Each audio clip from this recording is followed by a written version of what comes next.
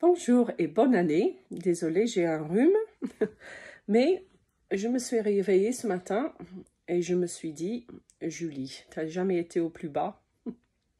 Pas nécessairement concernant le PPPD, mais toute maladie a une composante psycho-émotionnelle et là, en ce moment, pour moi, c'est très compliqué.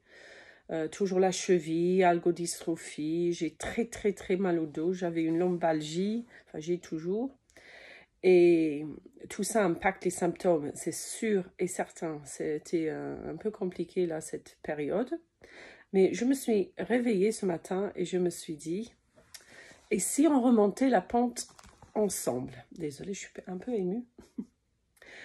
Et je me suis dit, pourquoi pas, je vais faire une petite vidéo tous les jours.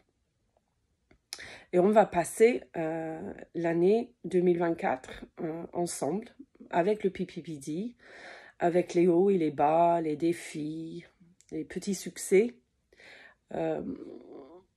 Parce que même après tout ce temps, j'ai le PPPD depuis des années, je ne pense pas avoir vraiment accepté mes symptômes.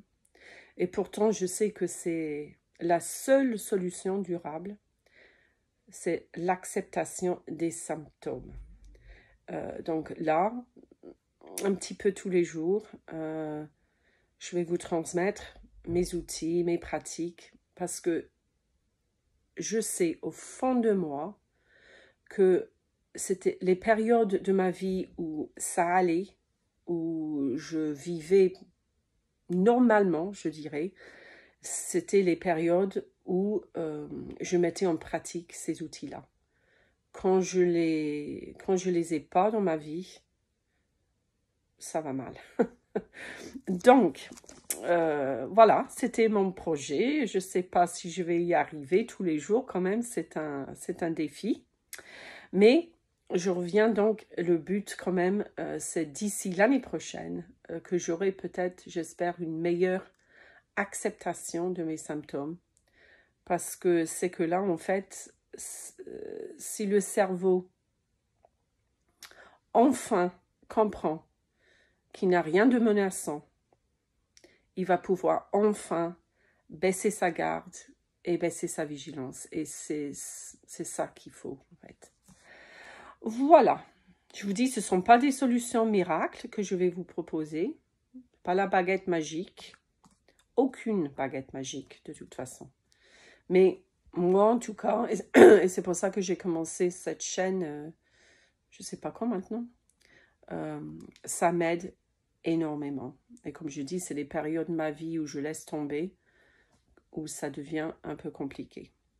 Et si j'avais pas eu cet accompagnement, franchement, je pense que j'aurais sombré dans la dépression. Donc, la première chose que j'espère que je vais arriver avec ce rhume, la première chose que je souhaitais partager, c'est et j'en ai déjà parlé, je mettrai le lien, c'est la visualisation matinale. Donc, c'est quelque chose que je fais tous les matins. Et quand je le fais, les périodes où je ne le fais pas, ça commence à mal se passer. Donc, quand je sors du sommeil, quand mes ondes cérébrales sont toujours ralenties, parce que les ondes cérébrales ont des fréquences, hein, ce sont des ondes, c'est de l'électricité en fait. Donc, quand je sors du sommeil, donc toujours dans une fréquence ralentie, on va dire alpha, en sophrologie, on appelle ça le niveau sophroliminal. Je vais faire donc une visualisation. Je ne vais pas ici vous parler, enfin, je ne peux pas faire la visualisation guidée que je pourrais faire avec un client, parce que là, ça va rester quand même un peu plus personnel. Mais c'est très simple. Il suffit de choisir un contexte où c'est un peu compliqué, la ville, au restaurant, dans un supermarché, même debout statique. Et donc là, je sors du sommeil, donc je garde les yeux fermés. je fais une longue expiration. Ça, j'ai pas besoin d'expliquer maintenant. Ça me bascule en parasympathique, une branche de mon système nerveux autonome. Donc, je vais faire une longue expiration. Je vais relâcher consciemment toute tension inutile, surtout les épaules. En principe, quand on sort du sommeil, il n'y a pas trop de tension, mais qui sait. Et puis là, tout doucement, et j'adore faire ça, je vais laisser venir sur l'écran mental une image de moi dans un contexte donc, que j'aurais choisi. Et je vais le vivre en associé. En associé, ça veut dire que c'est comme si j'y étais vraiment. Et cette fois-ci, par contre, quand je vais imaginer ce contexte, tout se passe bien. Je ne suis pas focalisée sur les symptômes. En fait, je ne pense pas du tout à ça. Donc, par exemple, si je suis à l'extérieur, la marche va être fluide, les bras ballants, aucune tension dans les yeux. Je regarde le paysage autour. J'utilise tous mes sens, les couleurs, les odeurs, le toucher. Je vais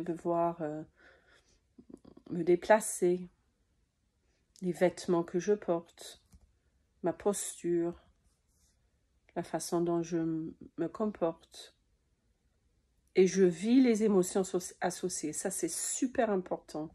Donc, c'est tellement agréable de marcher comme ça, de façon fluide. Je vais sourire. Je ressens un certain lâcher-prise, etc., etc. Je ressens vraiment les émotions associées à l'intérieur de moi. Donc, je vais m'arrêter là. Bien sûr, la visualisation que je fais avec les clients, ça dure une quinzaine de minutes, mais c'est pas nécessaire. Là, je fais ça naturellement quand je sors de mon sommeil, ou l'inverse, le soir, on peut le faire quand on s'endort. Et je fais cela tous les matins. En sophrologie, ça s'appelle la sophro-acceptation progressive. Et il suffit juste de comprendre que, en fait, on choisit de donner l'occasion au cerveau d'expérimenter une nouvelle réalité. Et si je fais ça régulièrement, petit à petit, il va intégrer ces expériences. Ça s'appelle une expérience corrective. Il va l'intégrer et il va progressivement accepter que une nouvelle réalité pourrait se réaliser. À demain!